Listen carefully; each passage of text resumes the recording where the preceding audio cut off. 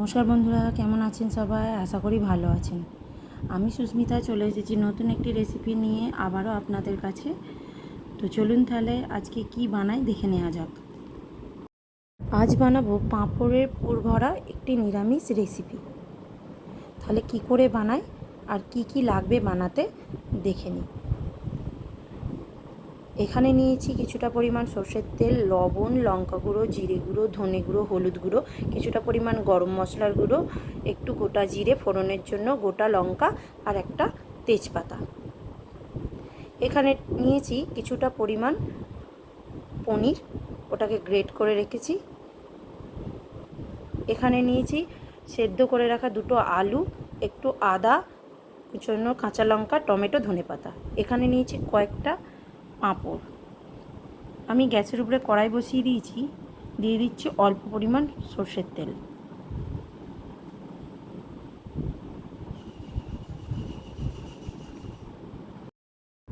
কড়াই তেলটা গরম হয়ে গেছে, দিয়ে দিচ্ছি জিরে ফোড়ন। এবার দিয়ে দেবো কোঁচানো কাঁচা লঙ্কা।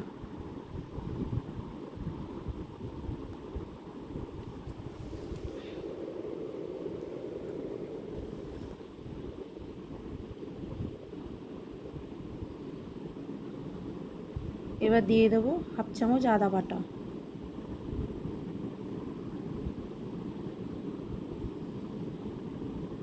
এবার দিয়ে দেবো টমেটো কুচি। টমেটো কুচি, আদা আর কাঁচা লঙ্কা ভালো করে ভাজা ভাজা করে নেবো, যাতে টমেটোগুলো একটু গলে যায়। টমেটোর মধ্যে দিয়ে দেবো হাফ চামচের মতো লবণ।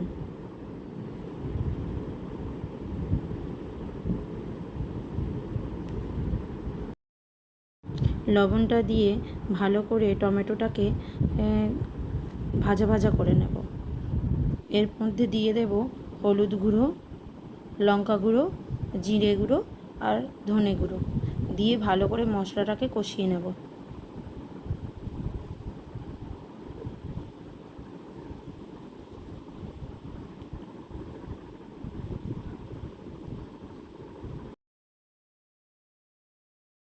সব কিছু দিয়ে মশলাটা ভালোভাবে কষিয়ে নিয়েছি।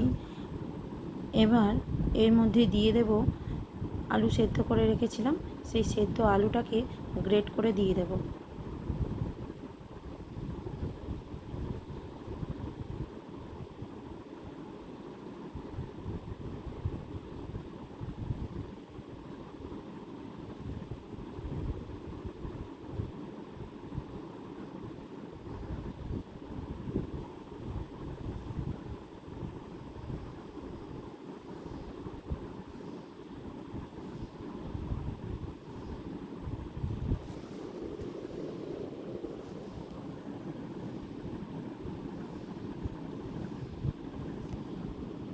তো আলুটা গ্রেট করে দিয়ে দিচ্ছি আমি ওর মধ্যে। এর মধ্যে এবার মশলার সঙ্গে আলুটাকে ভালোভাবে মিশিয়ে নেব আর একটু ভালোভাবে কষিয়ে নেব।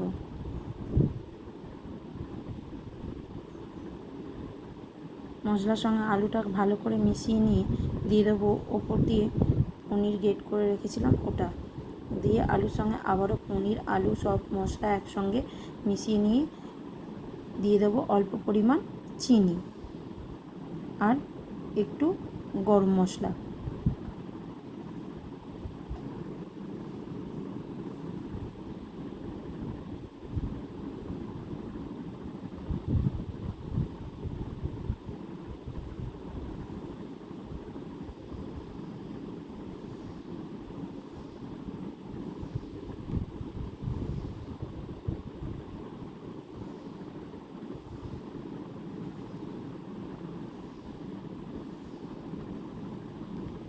ওর দিয়ে ছড়িয়ে দেব কিছুটা পরিমাণ ধনেপাতা।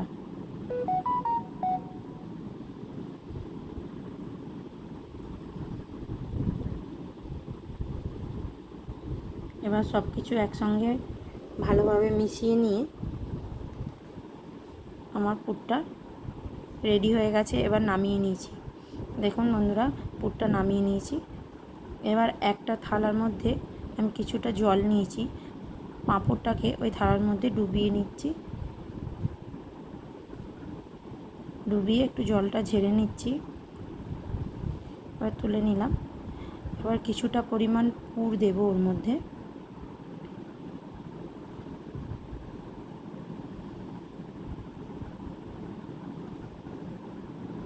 দিয়ে এদিক দিয়ে একটু মুড়ে দেব আর ওদিক দিয়ে একটু মুড়ে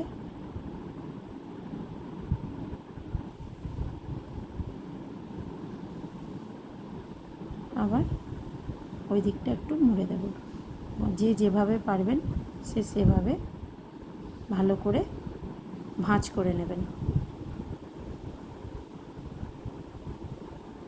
আমার একটা রেডি হয়ে গেছে, আবারও একটা দেখিয়ে দিচ্ছি। আবারও একটা পাঁপড়কে ভালো করে জলে ভিজিয়ে নিলাম। খুব বেশি ভেজাবার দরকার নেই, একটু হালকা হালকা নরম হলেই হবে। আবারও কিছুটা পরিমাণ পুর নিলাম, নিয়ে দিয়ে এদিক দিয়ে ভাঁজ দিলাম। এবার ওদিকটা দিয়ে আবারও দিলাম। আমি যখন যেরকম ভাঁজ পারছি দিচ্ছি, আপনারা আপনাদের সুবিধা মতো দিয়ে দেবেন, যাতে পুরটা না বেরোয় সেরকমভাবে ভাঁজ করবেন। আবারও একটা তৈরি করে নিলাম একইভাবে।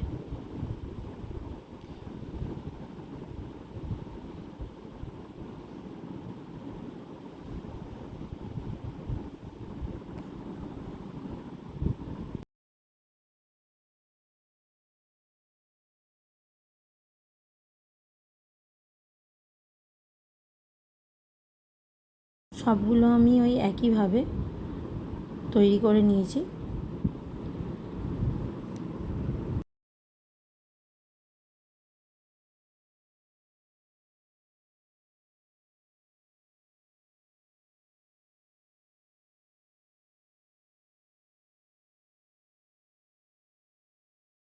দেখুন পাঁপড়ের পুর ভরাগুলো আমার সব রেডি হয়ে গেছে।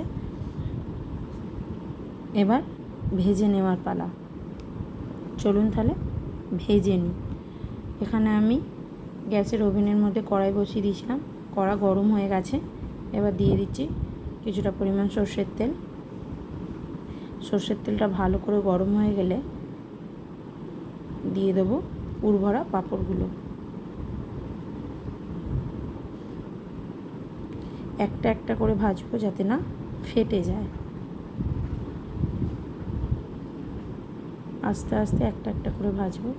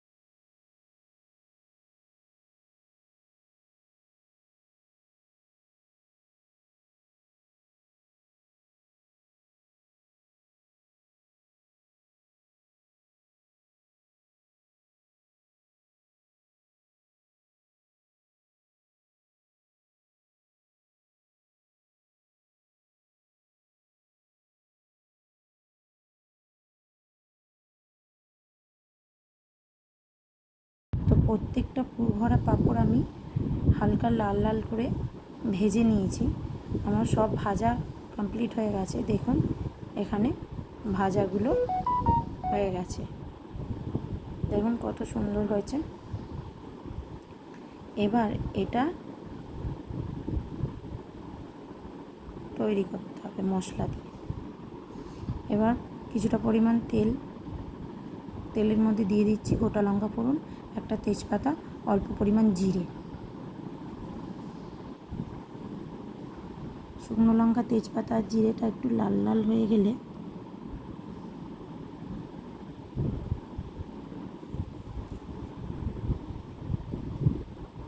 দিয়ে দেবো টমেটো কুচি করে রেখেছিলাম। অর্ধেকটা পুরে ব্যবহার করেছি, অর্ধেকটা গ্রেভির জন্যে দিয়ে দেব।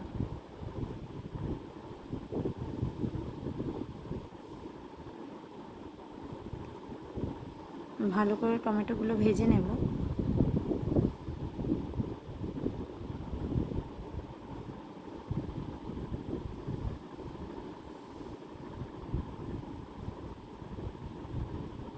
এর মধ্যে দিয়ে দেব অল্প পরিমাণ লবণ,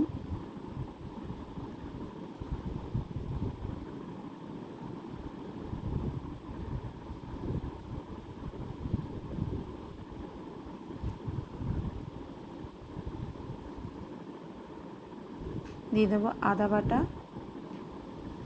আদা বাটা দিয়ে ভালো করে কষিয়ে নেব। দিয়ে দেবো অল্প পরিমাণ জল, নালে আদাটা ধরে যাবে। দিয়ে দিচ্ছি লঙ্কা গুঁড়ো, দিয়ে দেবো জিরে গুঁড়ো, দিয়ে দেবো ধনে গুঁড়ো, হলুদ গুঁড়ো। সব গুঁড়ো মশলা একসঙ্গে দিয়ে ভালো করে কষিয়ে নেব।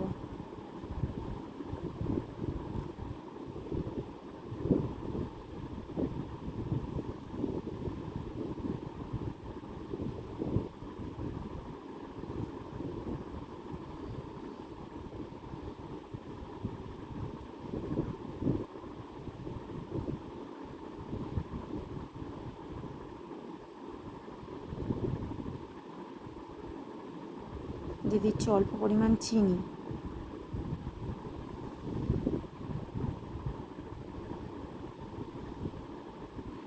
ভালো করে মশলাটা কষানো হয়ে গেছে, দিয়ে দিচ্ছি জল।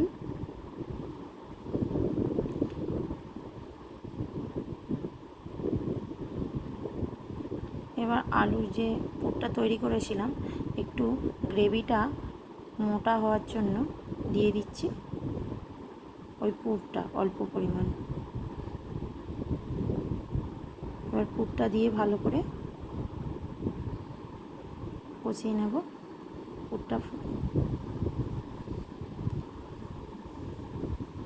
এবার একটু জল দিয়ে জলটা ফুটে গেলে দিয়ে দেবো পুর ভরা পাঁপড়গুলো।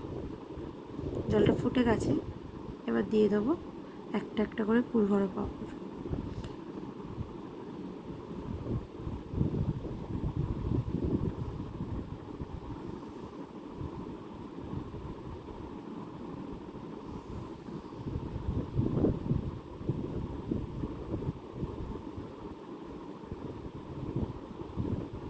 এবার হালকা হাতে একটু ডুবিয়ে দেব।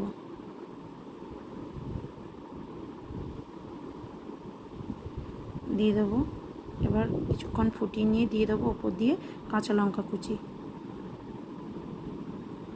এবার দিয়ে দেবো অল্প পরিমাণ ঘি আর একটু গরম মশলা আর অল্প পরিমাণ ধনেপাতা।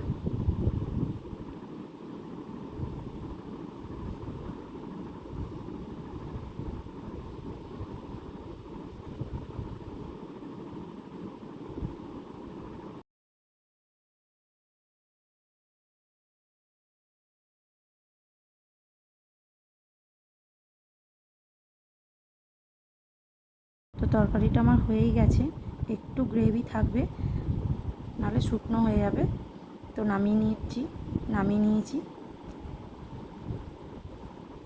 দেখুন দেখতেও খুব সুন্দর হয়েছে, খেতেও খুব সুন্দর হয়েছিল।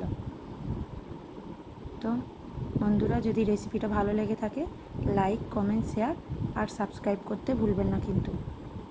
আজকের মতো এখানেই টাটা। আর নতুন নতুন রেসিপি পেতে চ্যানেলটা কিন্তু সাবস্ক্রাইব করে রাখুন।